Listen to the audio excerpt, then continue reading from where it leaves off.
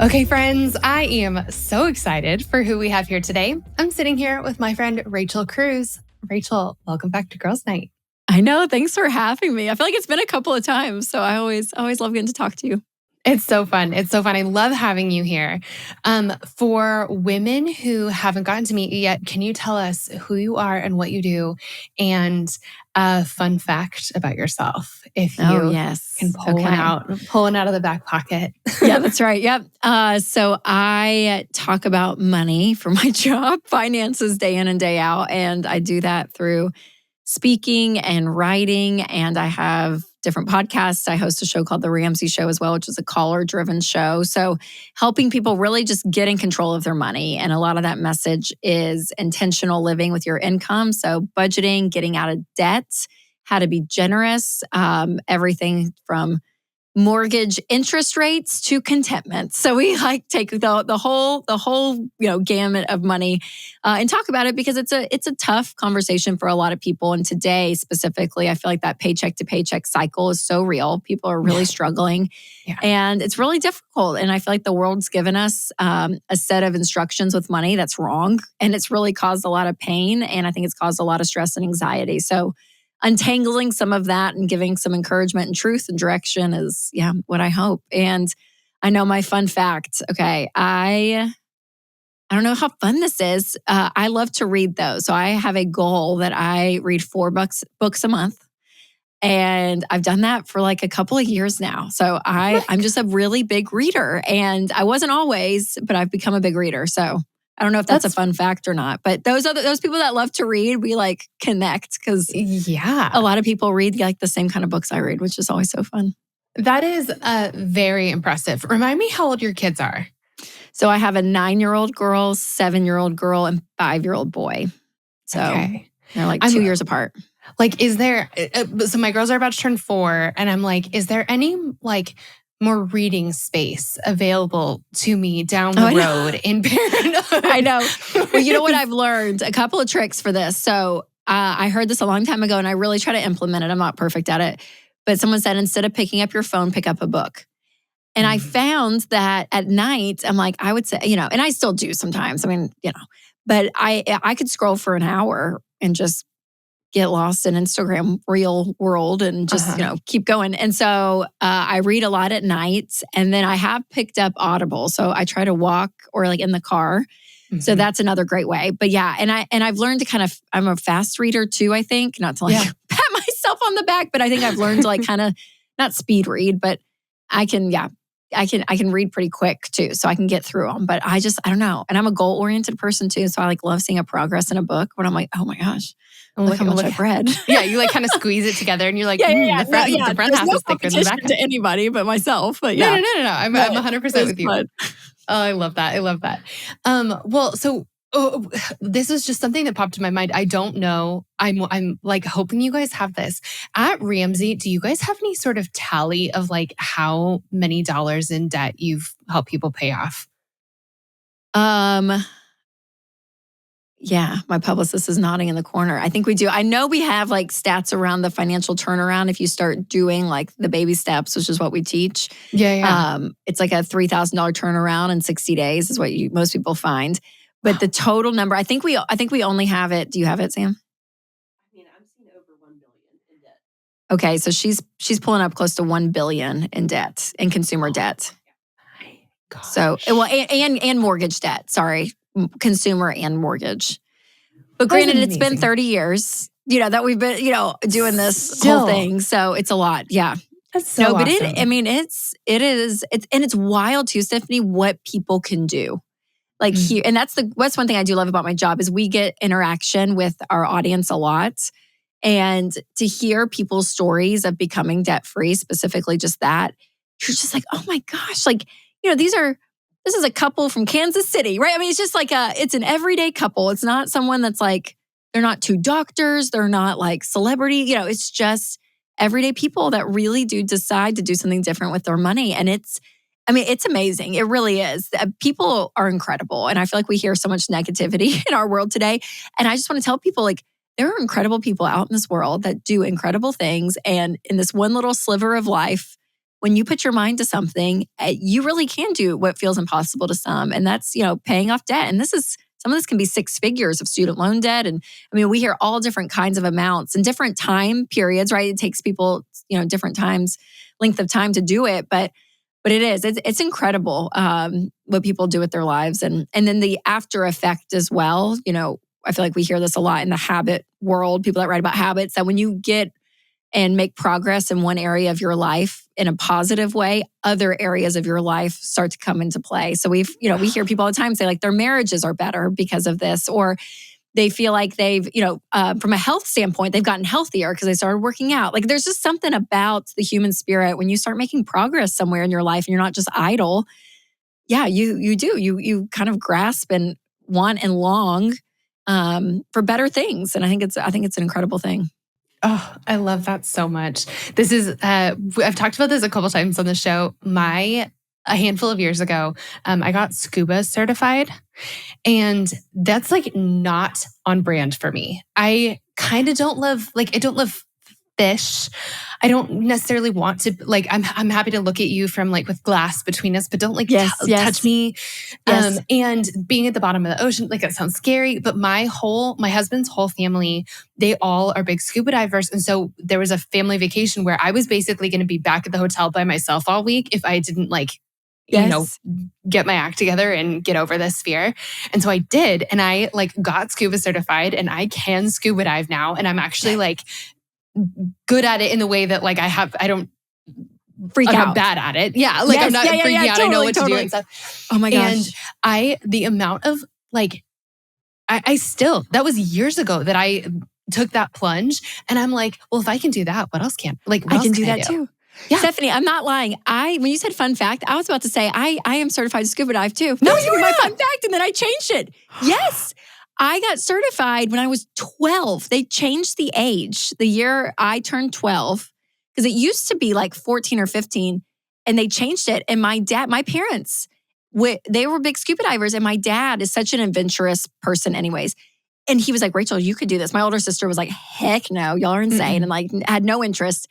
And I did. And my dad and I, every family trip we did through high school, him and I would just go out by ourselves and go scuba dive. It's some of my favorite memories.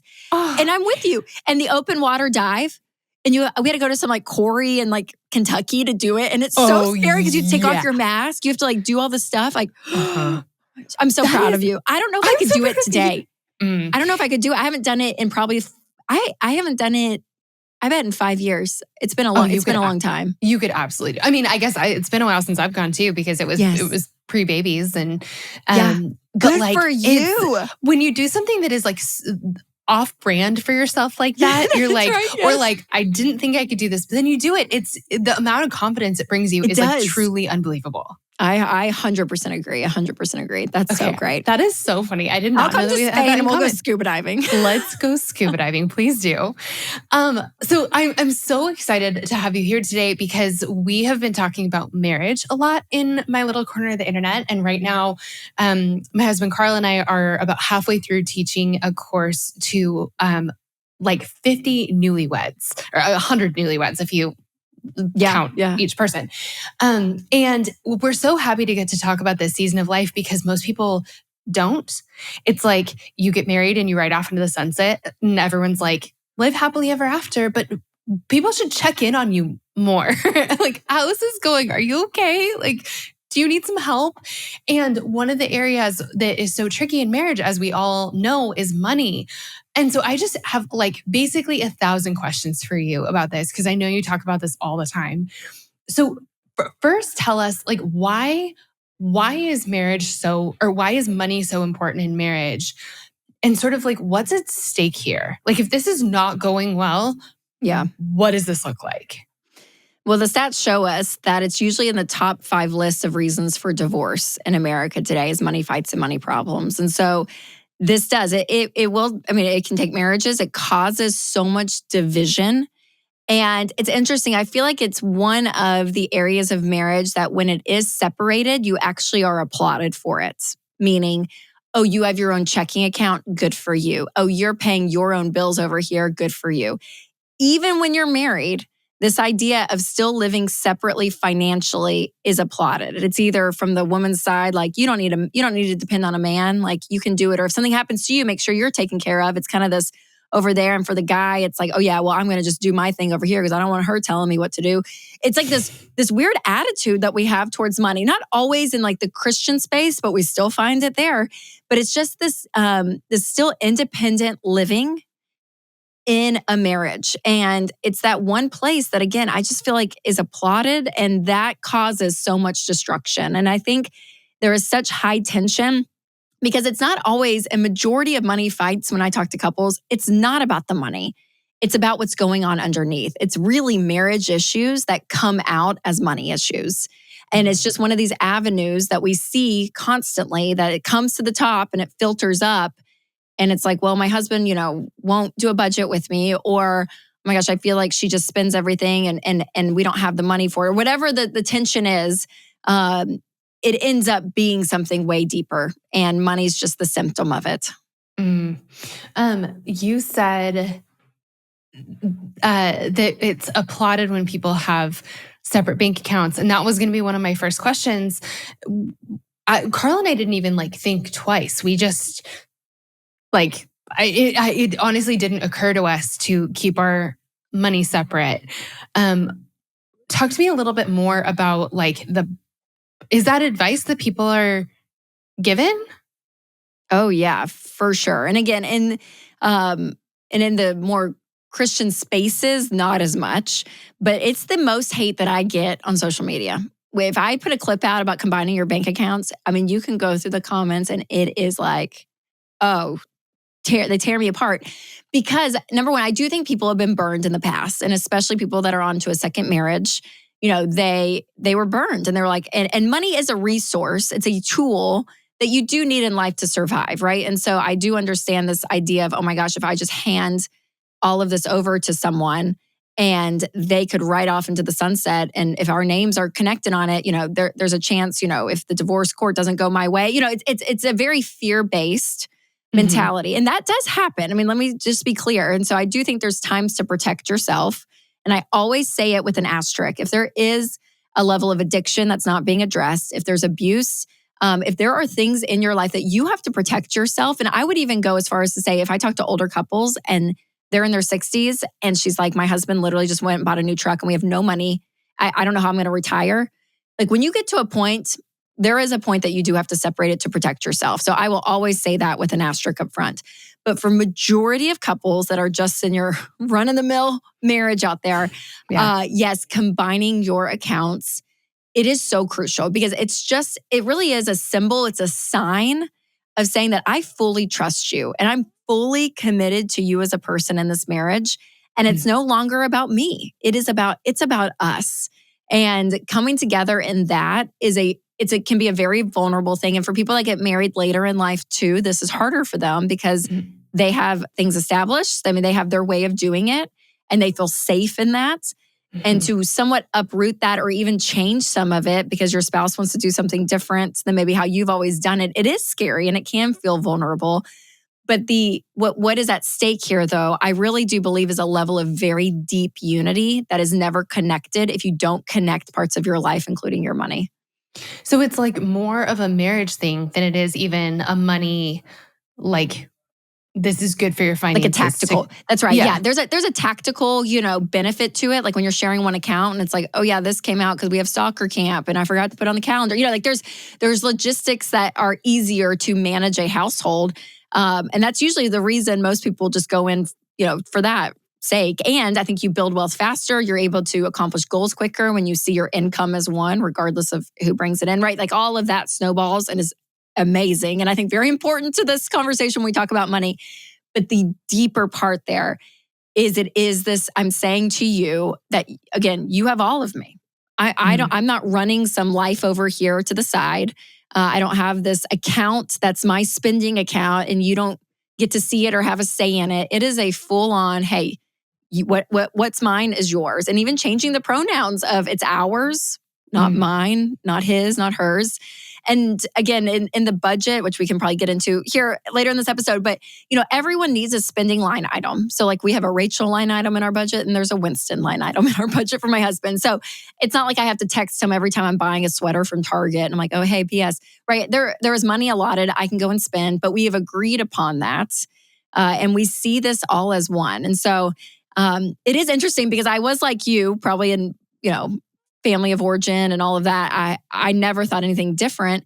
And so it was an interesting concept when I started, talking to people, especially in the financial space, that just could not believe that I would tell somebody to combine their money. And I'm like, oh, wow, there is a different school of thinking. And again, I think a lot of it is fear-based. Yeah. And there is reality of some things out there in the world that you need to be aware of and protect yourself. But from a case-to-case basis, for sure, combine those accounts. Yeah, that makes a lot of sense. I also think, where I am in like this season of my life, a lot of my friends have young kids. And so they're doing family math of like, okay, who takes care of our kids during the day? Who goes to work? How much does that person make? Do they make more than it takes for us to pay someone to take care of our kids? Like, this is the math that they're doing. And it's hard to feel when you're doing math like that. It's really easy to feel like, well, you're quantifying your contribution to your family. And so if you have separate accounts and it's like one of your account is much larger than the other, what are you doing then? Asking for allowance? Like, or it's hard enough to not feel like you're spending someone else's money when all your money is together. But if it actually wasn't together, is one of you thriving while the other one's suffering? Or what does that look like? For sure. And then I think that's where the splintering effect really occurs. And it's really sad. And I think because of the Ramsey show specifically, we get these calls every single day and you're talking to people and, it's very common, very, very common to say, oh my gosh, well, I pay these bills over here, but I don't make as much. And yet my husband's over here and he makes more, but this, and you're hearing, and it's this, again, concept, like you're living in two completely different realities, but yet you've combined your souls in a sense, right? In this unity of marriage. And so, and it starts to splinter out really, really quickly. And so what ends up happening is there's usually more of a decay in the marriage at that level. And at that point, that's deeper than what sometimes even the callers realize. And it is a sad reality, but I think it's one to be aware of. And it's one that can be overcome because I have talked to many couples that have functioned a certain way for so long. And then they say, okay, for the first month, we decided to combine our accounts. And wow, it was different because my fear over here was triggered by this and that, but that's the point of it too, is that's what marriage is. And so couples that want to keep it separate, and some of them say, well, it's because we fight all the time about money. I'm like, then that's the fight you need to have. If you sweep things under the rug in this area of your marriage, you're going to do it in other areas. And it's just by degrees is what happens. So the actual thing that creates pain in your marriage, that is what you want to dive into. And we live in a world where all we want is comfort.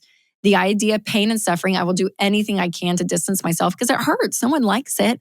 Yeah. But this, it's specifically in marriage, like that area of pain and hurt and suffering, when you dive so deep with your spouse in that and healing starts to occur, like that's where the magic is. That's marriage. That's what it is. It's not just to live up here and all be okay. So with money specifically, it can be hard and it can be vulnerable. It can be scary. It can trigger fears, childhood, childhood home stuff starts to come up too. For sure. We didn't have a lot and it scares me when he spends this because I want to make sure we're okay, or, whatever that is, all of that is triggered.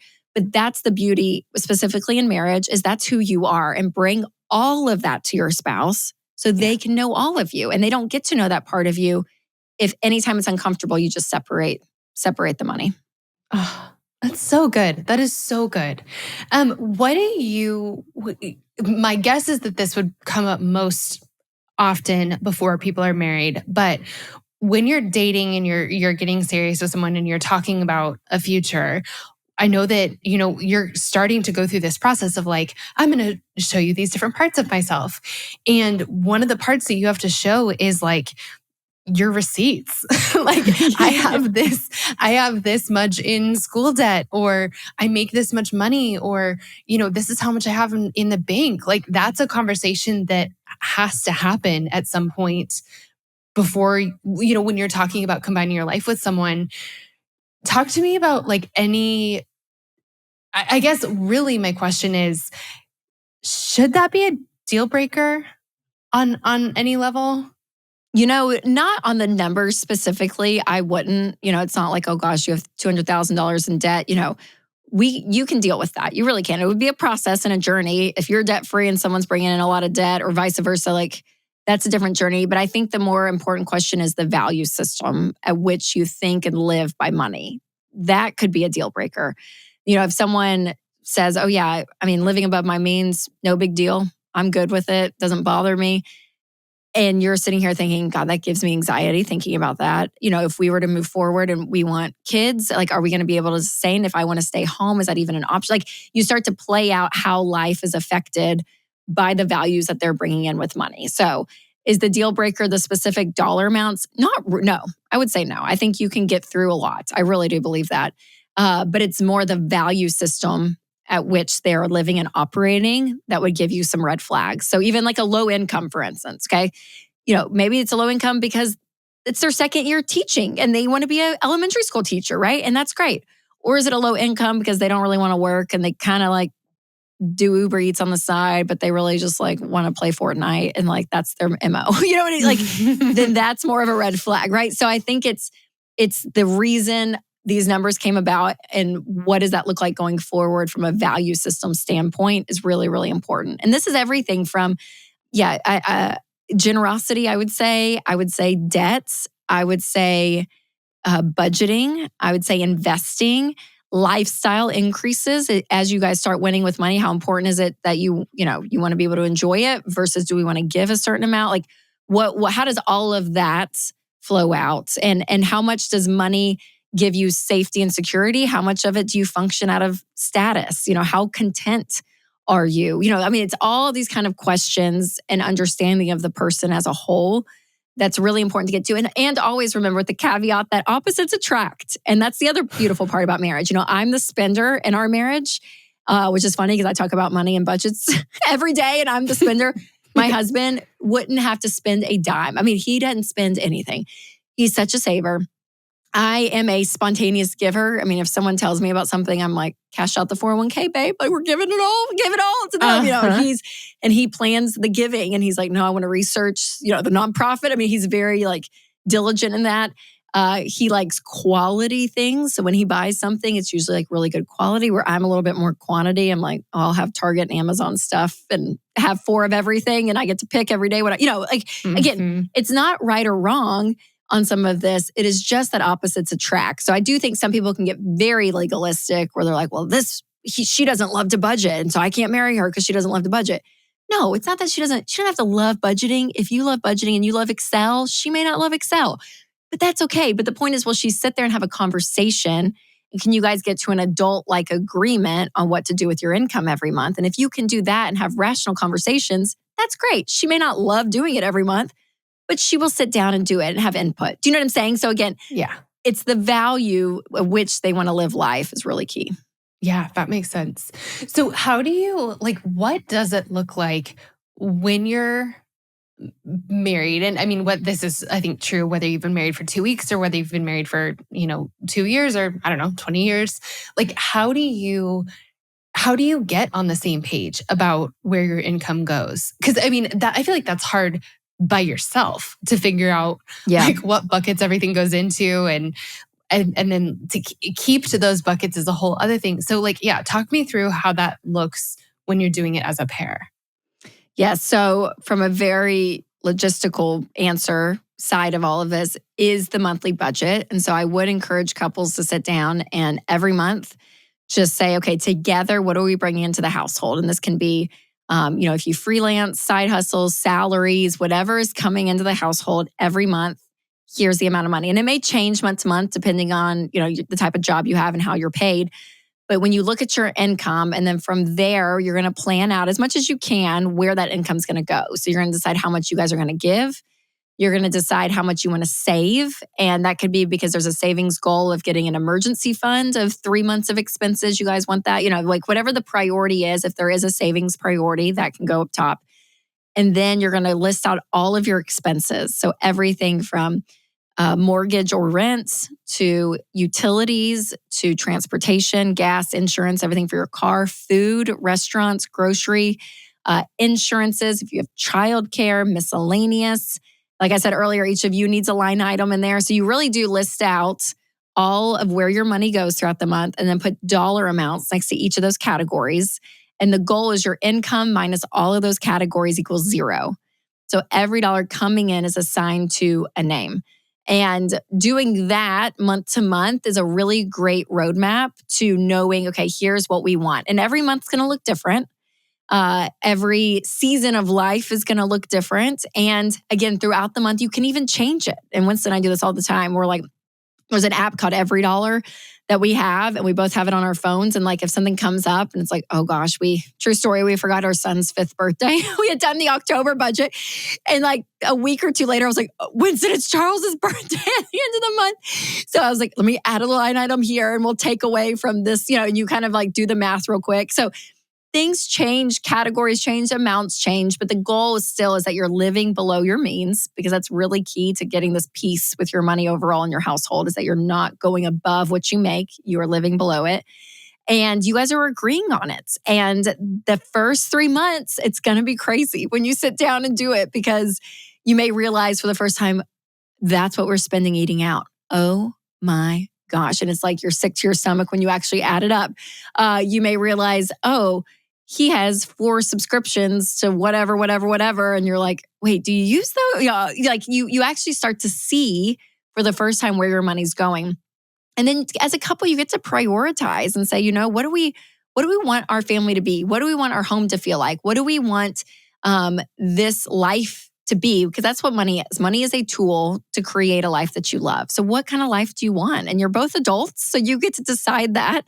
And out of that, your money should reflect what you want life to be together. And so again, there may be a season of paying off debt where there's not going to be a lot of line items because you're scratching stuff off and putting extra money towards paying off debt. Or maybe you're in a season that you get to enjoy that vacation you've saved for. So you have a big line item in the budget that month because you're going on a big vacation and it's great. So you guys together have to decide. And that's where the relational end of it you can butt heads in it, because if one of you wants to do something more than the other or vice versa. So that's really where the marriage piece and the communication and valuing and respecting and hearing each other is really key. Because it's not, again, money is just money. I mean, it doesn't have emotions. It's immoral. It's not good or bad, but it's the motivation of the people that are using it that's really important. Yeah, that makes sense. What if someone is like, what do you do if like one person is more detail oriented than the other, or one person is more like excited about the budget than the other person? Like, is it okay if one person ends up sort of policing the other, or like, what do you do if it feels like you're kind of in that position? Yeah, I would say to lean on each other's strengths in that way, meaning that the person that's really detailed and great, maybe they're the ones that creates the budget and says, hey, here's what I see. But the other person, the other spouse has to still engage. And even if it's 10 minutes before the month starts and the other person's done the budget, and you can just look over it and make changes, like actually engage the process so you have some buy-in, I think is really, really important. But you never want to get to a spot, and I do see this a lot, where one of you, it almost ends up being a parental type relationship of like, well, you spent over here. Did you see what you did here? And the allowance thing, like you talked about. I mean, I've heard that a lot. They're like, well, that maybe the wife stays at home and the husband gives her a certain amount, right? And it ends up being this really weird power dynamic that's very unhealthy. And so I think you both have to come to the table if something is off, and instead of that one person continuing to raise the flag at the other person, it's always huge to point it back to yourself, right? So if you are the detail-oriented one and your spouse keeps going over the clothing line item, I don't know, we'll just make it up. And it becomes a pattern. It's not like, oh, it just happened 1 or 2 times. Like it is continual. Then I think it is fair to say, hey, I'm starting to get a little nervous because we agreed that this is what we said, and I feel like I'm on my end of the deal here. And so do we need to change the amount on the line item, or like can you tell me what's going on here, right? So it's like you're taking ownership of what you are feeling and understanding. I feel like it's always not great with money when you're like, well, you keep overspending and like the finger keeps pointing at them. Understand what's going on with you. And then honestly, be curious about it, because the beautiful thing is you may find out something and learn something about your spouse in this process. And so be curious on that end. But I do think that there comes a time, kind of a reckoning of, hey, we are both adults and we both said like, we're going to live by what we've agreed on. And when that starts to be inconsistent, then I think, yeah, it is fair to bring it up. But how you do it, I think is really important. That makes sense. Looking forward a little bit, this is one of the things that we've been talking about a lot on the show lately, is like, cast a vision for me. Because a lot of times, I mean, in all of life, it's hard to become something we've never seen before. And most of us have only seen, a couple examples of what money can look like. And so it's really hard to think outside that box. So the first question I have is, what are some things that we should be looking at next after, paying off our debt and, having a budget and living within our means? Like, what are some of the next steps of things that we should be looking toward to set our family up for success, like long term? Yeah, it's a great question. So yeah, once you're out of debt, the fully funded emergency fund would be a next great goal. So that's 3 to 6 months of expenses that you have saved in the bank. And this is a great place to be when you have no payments, except for maybe a mortgage payment, and 3 to 6 months of expenses. Like, there's a lot of peace that comes with that, a lot of a really firm foundation financially. That feels really great. So if there's a medical, issue, if there's a job loss, I mean, all of that you are not completely uprooted, because 40% of Americans can't cover a $400 emergency in cash today. So this paycheck to paycheck cycle is very, very real. So the even thought of not having debt and having money saved is like a big mountain for a lot of people to climb. And people are doing it. People are getting out of debt in 18 to 24 months, we find on average. And then similar to the same timeline, a little bit shorter of saving up that amount of money. So people do it within around 12 months or so. So again, when you look at it overall, on average in 3 years, you could be in a completely different place. But it's a journey. So those are some big steps. I don't say that just flippantly. I know that's big for a lot of people. And then past that, if you're not a homeowner, owning a home after those steps is really, I think, a great place to start looking, because owning a home long-term is a really smart part of your financial picture overall, instead of just renting your whole life. I think owning a home and having equity and having that one line item in your budget that is so big that the housing line item is usually the largest for most people. Eventually, when you pay off your house, like, that's going to be gone. And that we're talking about decades in the future, when you're getting to retirement. But first-time home buyers, you can save up. The lowest I would say is 5% for a down payment. And I love a 15-year mortgage. Most people do a 30, but a 15 year is great because it gets you out of debt that much faster. So that would be kind of the next step. But if you own a home already, then the next thing would be retirement. And so you want to fund 15% of your income into retirement. And this can be through 401ks at work. This can be if you're self-employed, a SEP or a self IRA. There's Roth IRAs, which are also great. And if you're a stay-at-home parent, you can do a spousal Roth IRA, so you can actually still invest in retirement too. So those are just some of these like retirement type plans that are really great. And I push people towards those over just standard investments because of the tax benefits, that the growth on a lot of those is tax-free. So when you get to retirement age, 59 and a half, you can start withdrawing from those accounts. And all that growth, I mean, if you're doing this in your 30s and beyond, like, you're going to have a lot of money in these investments, which is amazing because you get to retire and do incredible things with that amount of money, from giving and everything. So that's a great next step, is that 15% into retirement. And then, not to overwhelm everyone, but if you have kids, thinking about their education. And so investing in college funds would be a next step after you're doing that 15%. So 529 plans are great, or ESAs. And then anything extra you have, if you have any money after, again, that 15% in retirement, kids' college, is you can start throwing money at your house to pay it off faster. And we find people are paying off their home in 9 years. So that's so it's and it's amazing too when you look at the math of a mortgage specifically, how usually big it is and the amount of interest you're paying. If you make one extra mortgage payment a year, just one extra a year on a 30-year mortgage on a $500,000 house at like a 4% interest rate, you can pay it off within 4 years less. So you pay it off in 26 years if you just do one extra payment a year. So if you can imagine doing 2 extra payments or 3 extra payments a year, like you can really get this snowball effect happening, which is incredible. So yeah, those are kind of the big goals, if you will, which I know probably was a lot for people. So I know it can feel overwhelming, but just some mile markers to really hit to know where are we and are we on pace with things. But in the midst of that retirement and kids' college, like that kind of phase, when you're there, that's the time that you're like, hey, we may want to replace a car. So we're going to not pay extra on the house. We're going to save up and, replace the car. Or we want to go to Disney with the kids. So we're going to save and go to Disney or like whatever. Like you're still living in that process, but getting in the rhythm of saving for retirement specifically, I think is really crucial. How do you find the spot between looking towards the future and living in the present?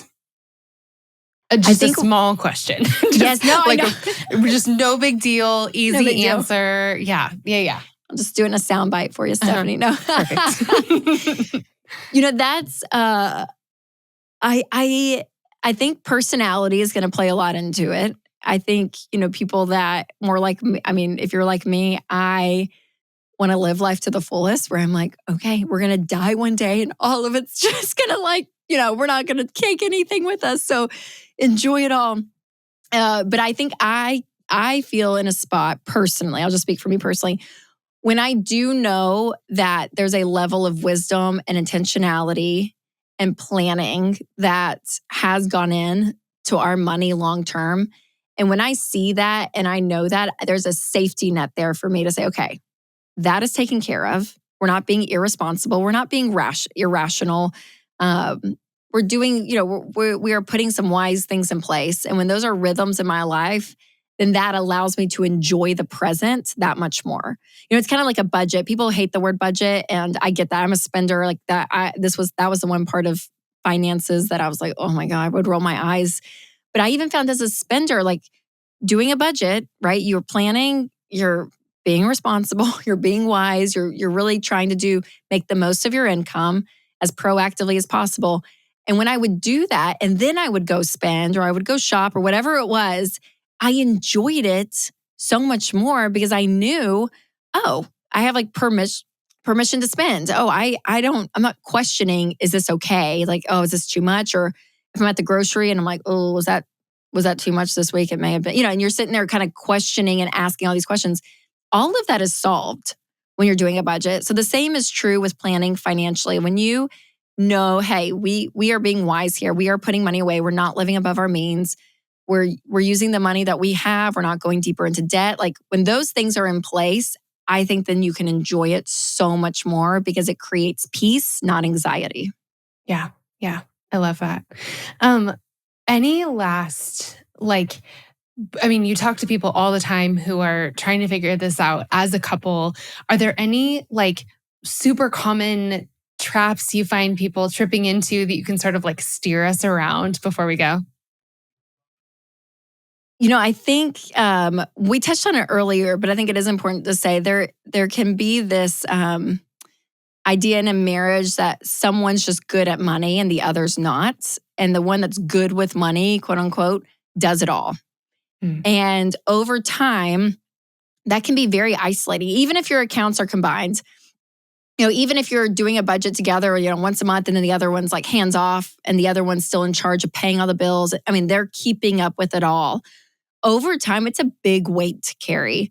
And I would say to couples, as much as you can do this, I don't want to give a percentage, not like 50-50, but it's since that you're both committed to this part of your marriage and this part of your life together, and you both have ownership in it. You both have a level of interest. One may have more interest than the other, but you're both communicating about it, I think is really, really important. And again, this is so stereotypical, so I don't want to throw stereotypes out, but I do, we'll talk to couples and it's like, well, my husband, he just takes care of it all.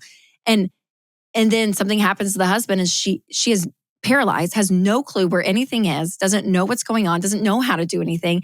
And she's been ill-equipped to function at any level. And so I don't want that for her. And then vice versa, you'll talk to a guy who's like, well, the wife takes care of everything and, she, whatever.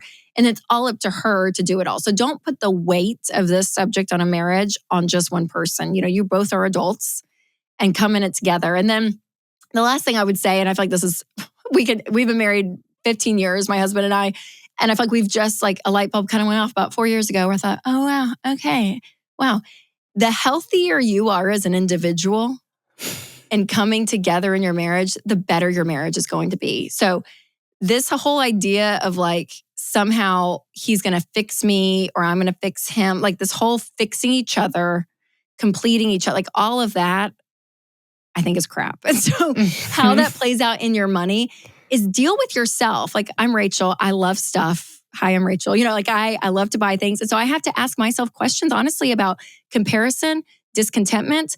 If I buy this and no one sees this purchase, do I still want it? I grapple with my own issues with money. Winston's a hoarder. He has a scarcity mindset and he has to deal with why he's like that. And so as we deal with our own issues in money and we become healthier as individuals, that whole part of our marriage becomes healthier too, because we're both coming at it with humility and growing and learning and curiosity, which is a better place to be than I'm stuck in my way and this is who I am and I'm right, you're wrong, that mentality. So right. The healthier you can be as an individual, it's going to help.